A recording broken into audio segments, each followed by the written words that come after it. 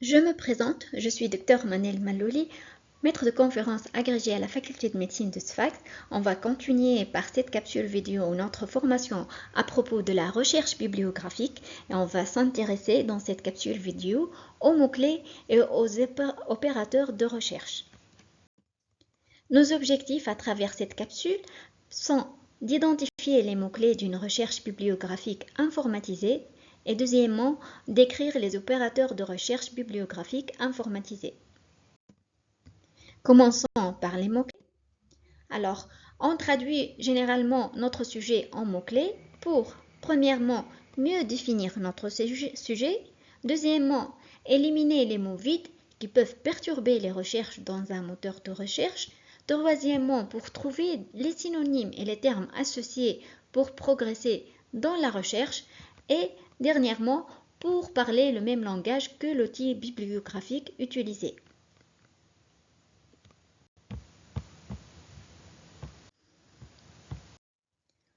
Pour bien comprendre l'utilisation de ces mots-clés, vous devez imaginer que l'ensemble des publications chaque année est stocké dans une grande base de données. Ces bases de données peuvent être donc consultées. Pour ce faire, vous avez besoin d'un moteur de recherche adapté au monde biomédical. Et par l'intermédiaire d'une requête, vous déterminerez un résultat. Ce résultat vous permettra ultérieurement une analyse probante. Alors, parmi les nombreuses bases de données bibliographiques disponibles dans le domaine biomédical et que vous allez mieux les détailler dans une autre capsule vidéo intitulée Outils de recherche bibliographique, ces bases de données comme exemple Embase, Current Contents, Biosys, alors Medline, de par la gratuité de son accès, est de loin la plus utilisée. Le moteur de recherche dans ce cas est PubMed.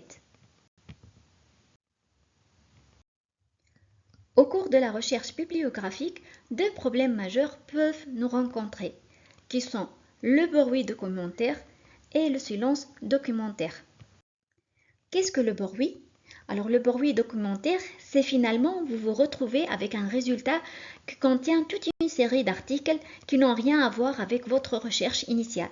Donc ce bruit va augmenter le temps d'analyse de vos résultats et on voudrait donc le limiter. Le silence documentaire, quant à lui, c'est exactement l'inverse. C'est vous retrouver avec un résultat qui ne contient pas tous les articles majeurs dont vous avez besoin dans votre requête.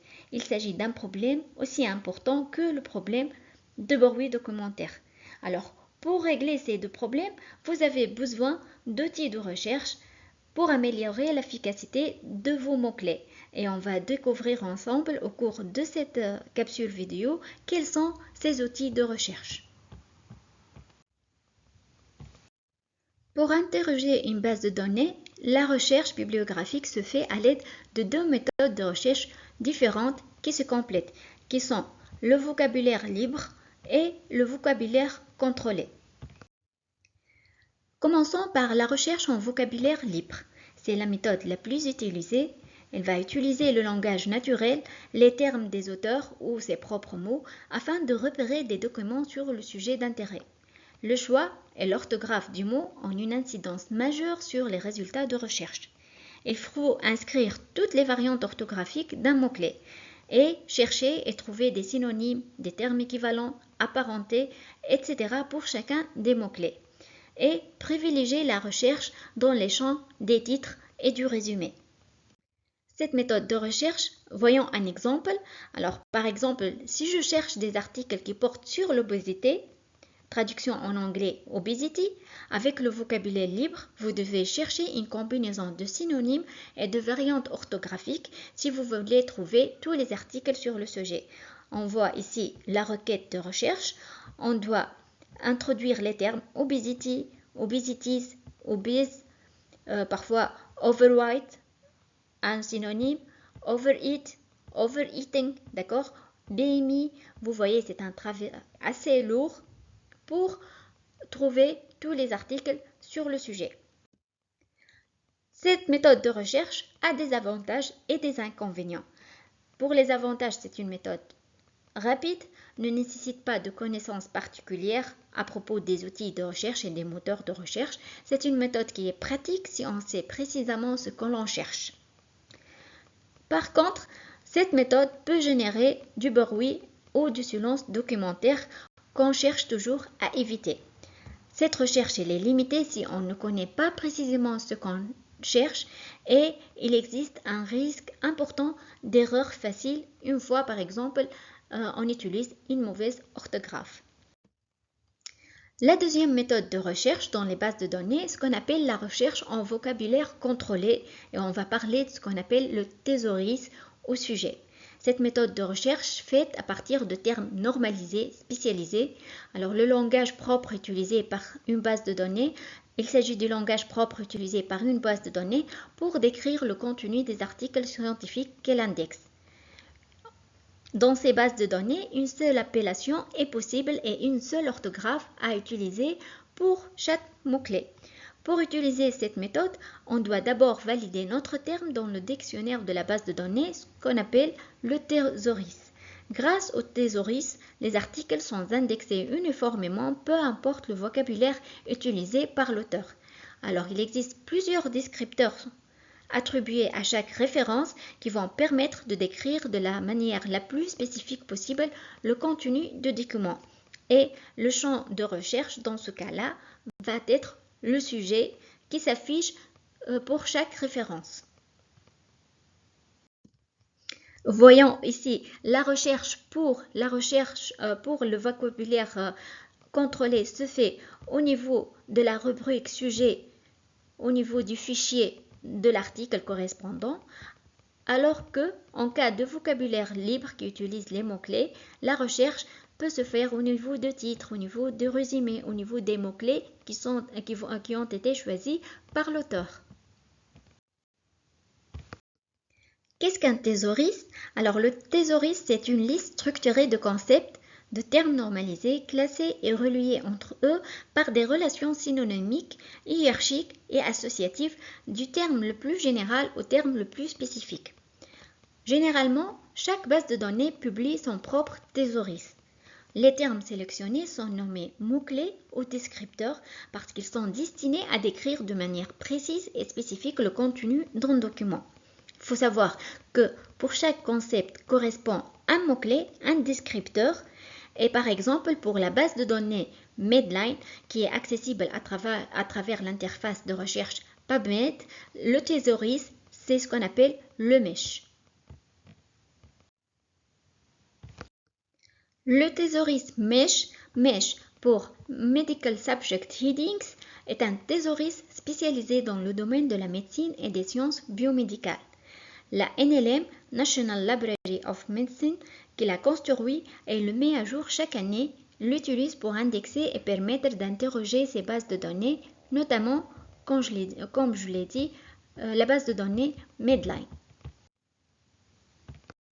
MESH est une interface d'interrogation qui est interrogée par la langue anglaise, conçue selon une arborescence qui lui est propre. Alors, les mots-clés sont établis de façon hiérarchique à l'intérieur de grandes catégories avec explosion, ce qu'on appelle déploiement, au niveau de l'arborescence. Chaque catégorie est subdivisée en concepts qui sont eux-mêmes précisés par des termes plus spécifiques et on peut compter jusqu'à 11 niveaux d'hiérarchie.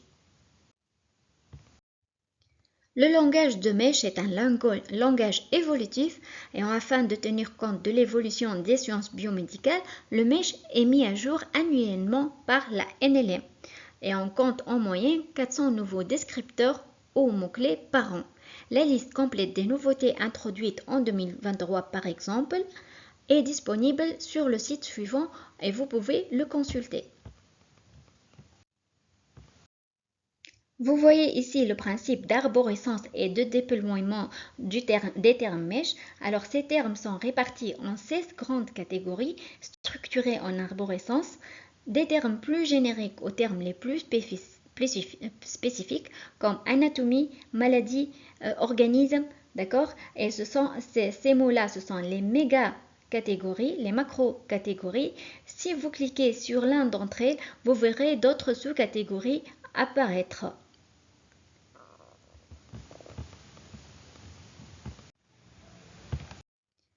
Le thésaurus mèche est caractérisé également par la notion de mapping grâce à des tables de correspondance. Si l'on tente d'utiliser un terme non mèche, celui-ci est remplacé par un terme mèche, ce qui va permettre de rentrer dans l'arborescence des termes mèche.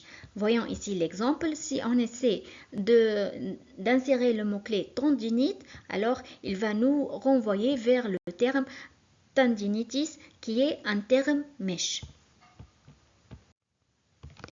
Donc, pour récapituler, le thésaurus mèche va nous permettre de prendre en compte les synonymes, de chercher sur le sujet seulement les articles, de réaliser des recherches précises et d'avoir des résultats exhaustifs à travers le caractère d'arborescence et d'explosion.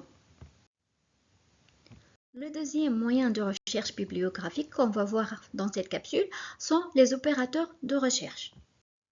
Alors, il faut bien connaître et savoir les utiliser pour mieux utiliser les outils de recherche bibliographique, pour maîtriser le mode de recherche avancé de ces outils et faire des requêtes précises pour élaborer des équations de recherche complexes pour intégrer tous les aspects d'une recherche. Alors, deux principaux types d'opérateurs. Premièrement, les opérateurs booléens, le AND, OR et NOT, et les opérateurs linguistiques comme les guillemets et les troncatures.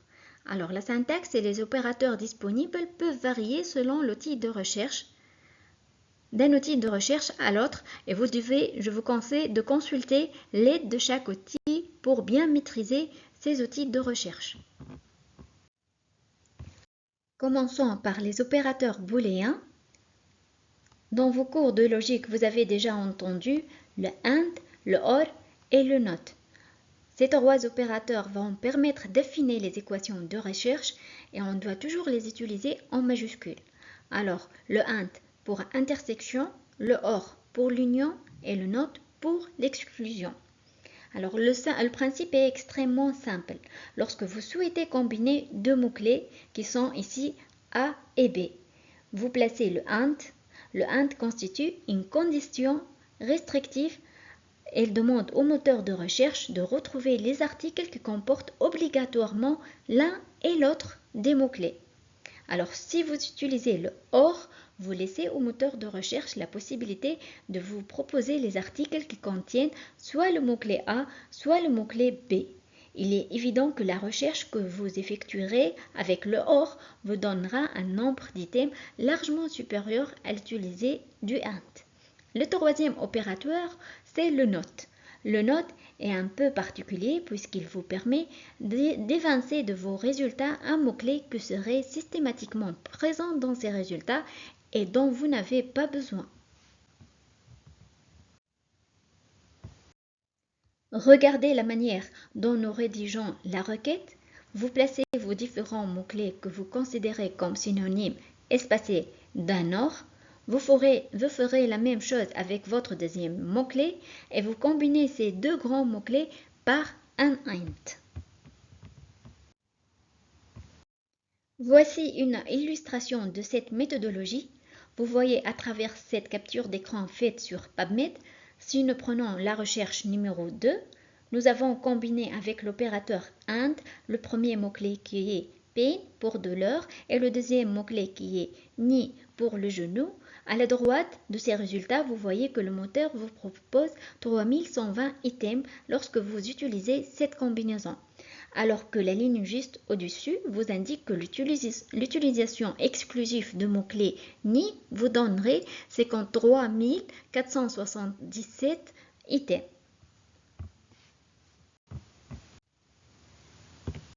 Le deuxième type d'opérateur, les opérateurs linguistiques, par exemple l'utilisation de la troncature, l'astérix. Alors, l'astérix remporte n'importe quelle chaîne de caractères. Par exemple, ici, asthma avec astérix donne asthma, asthmatique, asthmatix.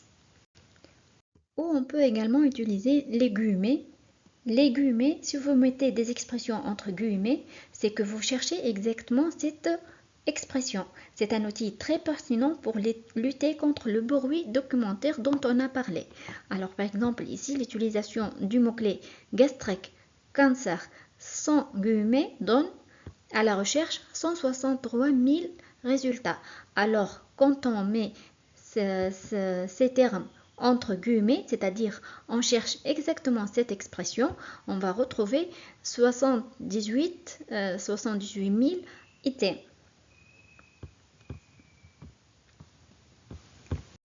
Vous pouvez visiter d'autres et connaître d'autres opérateurs linguistiques en consultant ce lien de Web of Science. Alors, les messages clés à retenir, c'est que définir le sujet de recherche et choisir précisément les mots-clés font partie, comme on l'a dit dans la capsule précédente, de la stratégie de recherche bibliographique. Il faut penser à utiliser les synonymes et penser à traduire les mots en anglais pour les utiliser en termes mèches. Et il faut également penser à utiliser des opérateurs booléens et linguistiques qui vont pour construire la requête, l'équation de recherche, pour avoir des résultats efficaces et pertinents.